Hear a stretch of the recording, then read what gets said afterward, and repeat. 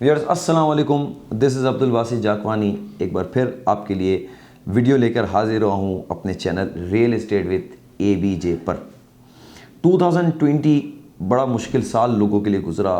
कई लोगों का कहना था कि 2021 भी बड़ा कठिन साल गुजरेगा और कई सेक्टर्स के लिए 2021 भी अब तक बड़ा मुश्किल वक्त गुजर रहा है। स्कूल्स हो गए, कॉलेजेस हो गए और कई ऐसी जगह हैं जहाँ SOPs के इश्यूज़ हैं। लेकिन फिर भी अगर देखा जाए तो अल्लाह पाक ने पाकिस्तान को हर तरह की नेमत से नवाजा है। अगर यहाँ के पॉल्यूशन की बात करें, यहाँ के और दीगर मामलात की बात करें तो सबसे ज़्यादा कोविड के केसेस हमारे पास हो सकते थे, लेकिन अल्लाह ताला की बड़ी करम नवाजी है। उसने इस मुल्क पाकिस्तान पर बड़ा करम किया है। 2020 दुनिया के लिए बड़ा मुश्किल साल रहा और अब भी बहुत सारे जो है वो तरक्की याफ्ता ममालिक अब भी सर्वाइव कर रहे हैं और कई जगह अब भी SOPs बड़ी सख्त है और उनकी बिज़नेस, उनकी रूटीन लाइफ, डेली का स्ट्रक्चर बड़ा ही डिस्टर्ब हुआ है, अब तक डिस्टर्ब है। लेकिन पाकिस्तान में अल्हम्दुलिल्लाह बहुत सारे कारोबार फिर से चलने लगे, बहुत सारे सेक्टर्स फिर से चलने लगे। बल्कि 2020 से पहले का जो वक्त था, मैं अगर कहूँ कि बहुत सारे बिज़नेस उससे ज़्यादा उभर के आगे आ गए हैं तो शायद ये बात भी गलत नहीं होगी। और ये बात मैं इस तरह नहीं कर रहा, मैं ऑन पेपर सारी बात कर रहा हूँ, सारे रिसर्च के साथ बात कर रहा हूँ। डिस्कशन करूँगा रियल एस्टेट सेक्टर के ऊपर, चूँकि मेरी फील्ड है। 2020 रियल एस्टेट के लिए मुश्किल रहा, लेकिन 2020 का हाफ यानी आप समझ लें कि अगस्त 2020 से लेकर दिसंबर 2020 तक बहुत सारे सेक्टर्स रियल एस्टेट में बहुत सारी सोसाइटीज़ चली। और आप जानते होंगे अगर किसी की इन्वेस्टमेंट रही होगी तो बहुत सारी सोसाइटीज़ के रेट्स, प्रॉपर्टी के रेट्स डबल हो चुके हैं। अब मैं बात प्लॉट्स को लेकर ज़्यादा करता हूं क्योंकि प्लॉट पे इन्वेस्टमेंट ज़्यादा होती है। पूरी वर्ल्ड वाइड जो इन्वेस्टमेंट होती है और अच्छी प्रॉपर्टी की इन्वेस्टमेंट जो समझी जाती है वो रेंटल इनकम समझी जाती है, जहाँ से रेंटल इनकम जनरेट हो। लेकिन पाकिस्तान में इसके अपोजिट है। पाकिस्तान में ओपन प्लॉट के ऊपर ज़्यादा काम होता है और उसी के ऊपर ट्रांजेक्शन ज़्यादा होती हैं और लोग अर्निंग भी उस पर ज़्यादा करते हैं।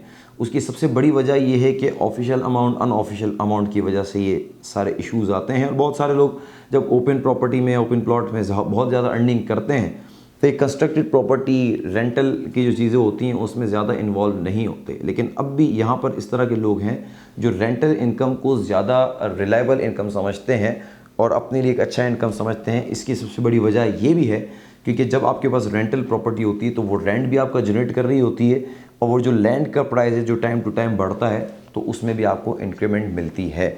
मैं बात कर रहा हूँ 2021 1 जनवरी 2021 से लेकर 15 फेब 2021। ये 1.5 महीने का अरसा कई लोग ये कहते हैं कि अच्छा नहीं गुजरा रियल एस्टेट के लिए, लेकिन रियल एस्टेट के जो पब्लिक नोटिस डॉन न्यूज़पेपर में लगते हैं उसको जब मैंने कंपाइल किया तो defence housing authority DHA overall सिर्फ प्लॉट की बात कर रहा हूँ, उसमें जो पब्लिक नोटिस मैंने देखे वो 75 नंबर ऑफ पब्लिक नोटिस थे जो DHA में प्लॉट की बाइंग और सेलिंग पे बने। ज़ाहिर है उस वक्त उस तरफ एक हिस्सा बायर है, एक हिस्सा सेलर है, तो अगर आप ज्वाइन करते हैं तो ट्रांजेक्शन 150 बनती है। यानी ये दो जगह चलने से आपका 150 नंबर ऑफ ब्रोकर का घर इजीली चल गया और अच्छी अर्निंग हुई। उसके साथ कई ब्रोकर जुड़े होते हैं, उसके साथ कई फील्ड जुड़ी होती है, ट्रांजेक्शन्स होती है, तो कई फील्डों में आप अमाउंट जो है प्रॉफिट डिवाइड हो रहा होता है। अच्छा, इसके बाद फिर DHS। अच्छा, ये तो पब्लिक नोटिस वो हैं जो लगे, कई पब्लिक नोटिस नहीं भी लगते, ऐसा भी होता है। तो ये 75 नंबर ऑफ पब्लिक नोटिस तो ऑन रिकॉर्ड मेंशन है न्यूज़पेपर में। कुछ पब्लिक नोटिस नहीं भी लगते, तो अगर मैं कैलकुलेट करूं तो शायद वो 50-60 इतने होंगे। तो मैं समझता हूं कि इस 1.5 महीने में 150 नंबर ऑफ प्लॉट की ट्रांजेक्शन तो हुई ही होगी। अच्छा, और जो प्रॉपर्टी, कंस्ट्रक्टेड प्रॉपर्टी है, शॉप है, अपार्टमेंट्स है, बंगलोज हैं, उसमें भी काफ़ी काम हुआ। ये सिर्फ मैं DHA की हद तक बता रहा हूँ, और सोसाइटीज़ में और एरियाज़ में भी कई काम हुआ। अच्छा, ये तो थे DHA के पब्लिक नोटिस। DHA सिटी की बात करें तो इस पूरे अरसे में जो 1 जनवरी से 15 फेब तक जो पब्लिक नोटिस इसमें शाये हुए हैं डॉन में, वो 50 नंबर ऑफ प्लॉट्स के हुए। DHA सिटी में अगर 50 प्लॉट के आपको पब्लिक नोटिस नज़र आते हैं तो इसका मतलब मार्केट में कम से कम 300 ट्रांजेक्शन्स हुई होंगी, क्योंकि DHA सिटी के पब्लिक नोटिस बहुत कम लगते हैं, बहुत कम लोग लगाते हैं, जबकि लगाना चाहिए। अगर बायर बाइंग करता है तो उसको लगाना चाहिए। तो 300 ट्रांजेक्शन मेरे ख्याल में ये हुई। अब आप कैलकुलेट करने जाते हैं तो बहुत बड़ा नंबर ऑफ बिज़नेस जनरेट हुआ रियल एस्टेट में पाकिस्तान में, कराची में। तो लोगों का ये कहना कि पाकिस्तान में बिज़नेस नहीं है, बहुत अच्छा बिज़नेस है, अल्हम्दुलिल्लाह, अल्लाह ताला का शुक्र अदा करते हैं हम। अच्छा, इसके बाद अगर हम स्टॉक मार्केट की बात करते हैं तो 1 जनवरी 2020 इंडेक्स था 22,711, 22,711 इंडेक्स था, और आज की मार्केट में 46,000 अबव कराची स्टॉक मार्केट का इंडेक्स है। तो ऑलमोस्ट डबल, बल्कि डबल से ज़्यादा हो गया। तो एक बड़ा बिज़नेस जनरेट हुआ, लोगों की अर्निंग हुई, बहुत सारा इसमें एम्प्लॉय चला, बहुत सारे लोगों ने अर्निंग भी इसमें की। ये स्टॉक की बात हुई, लेकिन सबसे मेन पॉइंट जो मैं आपको बताने जा रहा हूँ वो फॉरेन रेमिटेंस है। लास्ट 6 महीने में फॉरेन रेमिटेंस बहुत ज़्यादा आया पाकिस्तान में। मेरे पास जो रिकॉर्ड है वो लास्ट 6 मंथ का, वो 14 अरब डॉलर पाकिस्तान में फॉरेन रेमिटेंस आया है। इसमें अल्लाह ताला की बड़ी करम नवाज़ी है कि पाकिस्तान अगर देखा जाए तो एक अच्छे लेवल पे आके खड़ा हो गया। कोविड की सिचुएशन है, लोग ये कह रहे हैं कि काम नहीं है, बहुत सारे इश्यूज़ और हैं, लेकिन जहाँ पूरी दुनिया लैक का शिकार हो गई, नीचे हो गई, काम ख़त्म हो गए, लोगों ने बाहर से पैसा भेजा कि पाकिस्तान में अपनी प्रॉपर्टी बना ली जाए, कुछ नहीं पता कि बाहर क्या होता है, तो लोगों ने प्रॉपर्टी बाइंग करना शुरू कर दी। और आज भी लोग ये कर रहे हैं कि बाहर नहीं पता कि क्या होता है, पाकिस्तानियों के साथ क्या बिहेव होता है, ओवरसीज़ दूसरे कंट्रीज़ के लोगों के साथ क्या बिहेव होता है। लोगों ने आहिस्ता आहिस्ता अपनी प्रॉपर्टी बनाना शुरू कर दी कि जब वो एट द एंड जब पाकिस्तान आए तो उनके पास एक प्रॉपर्टी हो, या 2, 3, 4, 5 प्रॉपर्टीज़ हों।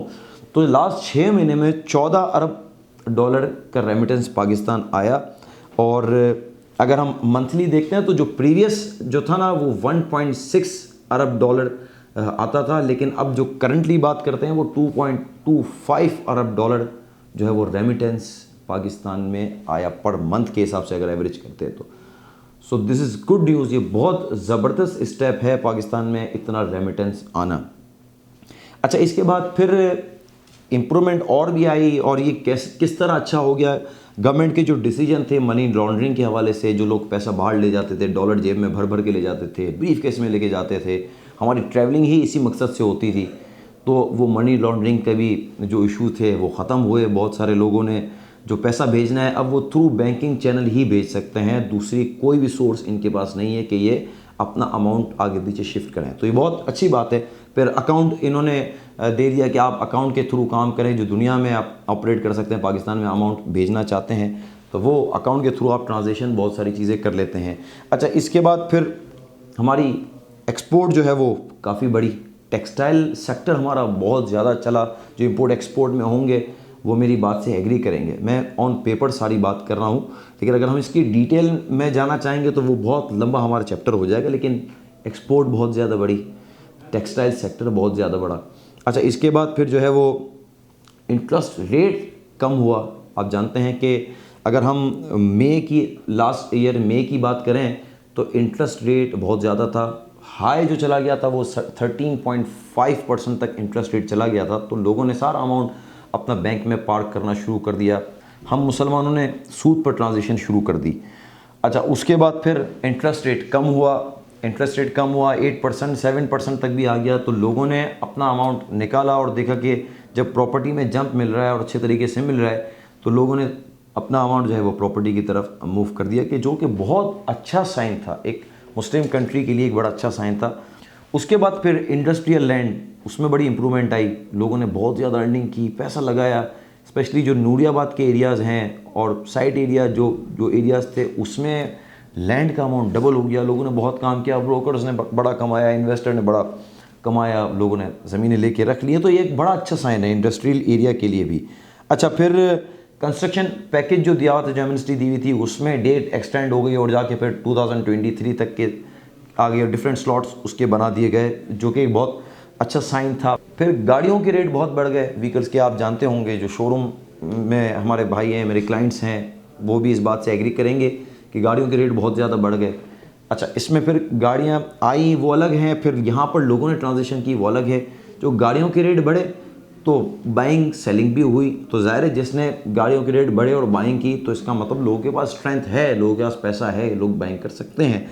उसके बाद फिर जो है वो लास्ट ईयर अगर हम डॉलर रेट की बात करें तो 165.50 जो सितंबर में रेट था वो डॉलर का रेट था, और आज डॉलर का रेट जो है वो 159.40 जो मेरी कैलकुलेशन है उस हिसाब से रेट है। तो डॉलर डिक्रीज़ हुआ, जो कि बहुत बड़ा अच्छा साइन है, क्योंकि हमारा मुल्क बहुत बड़े कर्जे में है। तो एक एक डॉलर हमारे लिए बहुत अरब हमारा डॉलर कम कर देता है। अल्लाह करे कि और भी डॉलर कम हो और हमारी करेंसी मुस्तहकम हो। ये बहुत सारी चीज़ें थी कि जो इंसेंटिव मैंने नोट किए, जो हमारे मुल्क में तरक्की का बहुत अहमियत हामिल है जिसको। अच्छा, एंड में ये भी डिस्कस कर लेते हैं कि बहुत सारे लोग पूछते हैं कि आगे क्या देखते हैं, कुछ मन में क्या प्रेडिक्ट करते हैं, कुछ ईयर आगे और फ्यूचर में क्या प्रेडिक्ट करते हैं प्रॉपर्टीज़ में और दूसरी चीज़ों में भी। मुल्क पाकिस्तान अल्हम्दुलिल्लाह बहुत अच्छी पोजीशन में है, बड़ी स्टेबिलिटी में है। पिछले 5 साल पहले अगर आप चले जाएं तो बहुत सारे लोग एग्री करेंगे मुल्क पाकिस्तान के हालात बहुत ज़्यादा ख़राब थे। कहीं भी आप बाहर जाते थे तो बहुत सारे इश्यूज़ में घिरा होता था। अच्छा, ये स्नैचिंग्स हो गई, ये चीज़ें हो गई, ये दुनिया में और कई जगह भी है। हम दुआ करते हैं कि अल्लाह ताला हमें इससे निजात दे दे और लोगों को सही तरीके से कमाने की तौफीक दे दे।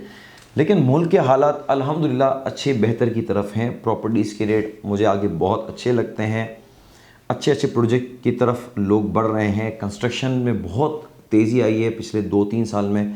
अच्छा, आगे माह रमज़ान आ रहा है, बहुत से कहते हैं कि माह रमज़ान में प्रॉपर्टीज़ जो है वो डाउन हो जाती हैं, मार्केट रुक जाती है, रेट नीचे हो जाते हैं। लेकिन मुझे लगता है कि रमज़ान में भी मार्केट चलेगी, बेहतर होगा। और बहुत सारे लोग रमज़ान में, माह रमज़ान में काम नहीं करते क्योंकि इबादत का जज्बा होता है। इबादत का जज्बा बहुत अच्छी बात है, लेकिन हलाल रोज़गार कमाना भी सुन्नत रसूल है अल्हम्दुलिल्लाह। अच्छा, फिर इसके बाद इलेक्शन भी करीब हैं, तो गवर्नमेंट के पॉजिटिव ही रिस्पांस मिलेंगे फ़िलहाल, क्योंकि जब इलेक्शन करीब होते हैं तो कोई भी गवर्नमेंट कभी भी नेगेटिव डिसीजन की तरफ नहीं जाती, क्योंकि फिर जब इलेक्शन खड़ा हो जाता है, फिर वोट की कलेक्शन होती है, तो पॉजिटिव ही रिस्पांस आपको मिलेगा। इन तमाम बातों को डिस्कस करने का मकसद ये था कि जो नेगेटिविटी लोगों के माइंड में थी, लोग एक अजीब सी अपने माइंड में बात बना के बैठे थे कि यह अजीब कंडीशन है, पूरी दुनिया कोविड का शिकार है, हमारे यहाँ भी ये हालत है, क्या होगा, इस वक्त बाइंग नहीं करनी चाहिए या XYZ, बहुत सारी बातें होती थी। तो ये सारी बातें करने का मकसद ये था कि आपका माइंड क्लियर हो। मुल्क पाकिस्तान अल्हम्दुलिल्लाह बहुत ही अच्छी पोजीशन पे है और अल्लाह ताला मुल्क पाकिस्तान को बहुत ज़्यादा तरक्की की तरफ लेके जाएगा, और हम दुआ करते हैं कि हम तरक्की याफ्ता ममालिक में टॉप लेवल पे आएँ। अपना बहुत ख्याल रखिएगा, मिलते हैं इंशाल्लाह नेक्स्ट वीडियो में। अल्लाह हाफ़िज़।